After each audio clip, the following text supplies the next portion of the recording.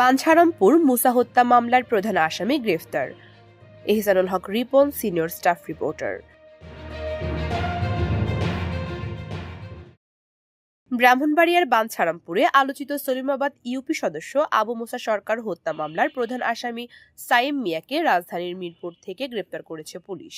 বৃহস্পতিবার ভোর 5:30টার দিকে ঢাকা মহানগর পুলিশের মিরপুর মডেল থানাধীন আহমদনগর এলাকায় গোপন সংবাদের ভিত্তিতে পরিচালিত যৌথ অভিযানে তাকে আটক করা হয়। বাঞ্ছারামপুর মডেল থানায় মামলা হওয়ার পর পলাতক ছিলেন সাইম মিয়া। তিনি ব্রাহ্মণবাড়িয়ার বাঞ্ছারামপুর উপজেলার সলিমাবাদ ইউনিয়নের আশরাফবাদ এলাকার মঙ্গল মিয়ার ছেলে। বাঞ্ছারামপুর মডেল থানার অফিসার ইনচার্জ মোহাম্মদ হাসান জামিল খান জানান, ভোররাতে গোপন সংবাদের ভিত্তিতে হত্যা মামলার এজাহারভুক্ত প্রধান আসামিকে গ্রেফতার করা হয়। কোর্টের মাধ্যমে জেল হাজতে প্রেরণ করা হবে। পূজা দত্ত, সারাবেলা নিউজ, ব্রাহ্মণবাড়িয়া।